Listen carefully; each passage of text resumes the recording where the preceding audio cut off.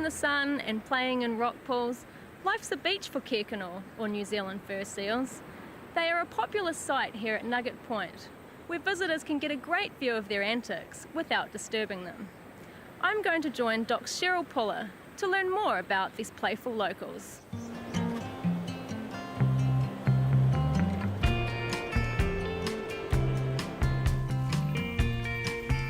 So what makes this a good place for fur seals? You've got the protection here from the weather and the big waves, but there's also quite a few rock pools for the wee pups to practice their swimming in, because they can't actually go out into the big wide sea while they're still being looked after by their mother. So they've just basically got to practice in these wee rock pools that are behind us. What do the pups eat while they're here? The ones that were born in December, January, they'll be feeding on mother's milk for a year. The ones that are the next size up, so last year's pups, they're pretty much being kicked out of home at the moment because the new pups demanding all mum's time. So they get kicked out over the wall, if you will, into the big wide world, and they have to start learning to catch fish for themselves.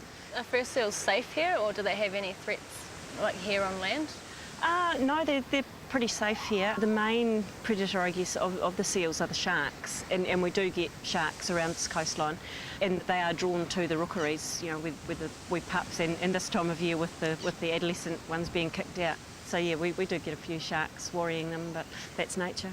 So are the number of fur seals increasing around here?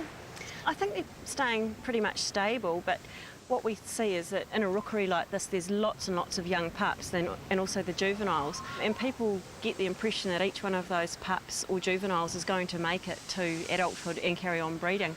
That's not necessarily the case. A lot of these pups that are here now probably won't even make it through to the juvenile stage, let alone when they go over the wall and have to fend for themselves. We do get a lot of juvenile fur seals dying because they just don't learn to catch fish, or don't learn to catch enough fish to sustain themselves.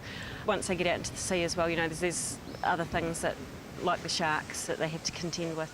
So yeah, the numbers are staying more or less stable. They were once hunted to near extinction on the mainland, as you know, and it's good to see them coming back like this, but they are an absolutely protected species, being a marine mammal. So what's the difference between a fur seal and a sea lion? Well, there's three general rules of how to tell them apart. First of all is fur seals like rocky areas, whereas a sea lion prefers a sandy beach.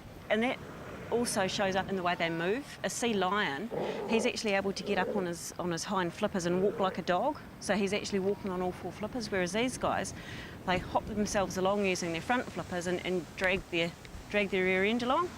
And also the face shape is the other way you can tell as well. A New Zealand fur seal has got a very pointy face, like an Alsatian dog, whereas a sea lion, he's got a pushed-in pug face. Be careful how you lay your hands on me. I may not be as tough as I seem. Be careful what you say to me. There was a time when fur seals were almost hunted to extinction, so it's great to see this colony here at Nugget Point thriving, and other colonies reforming around our coastlines.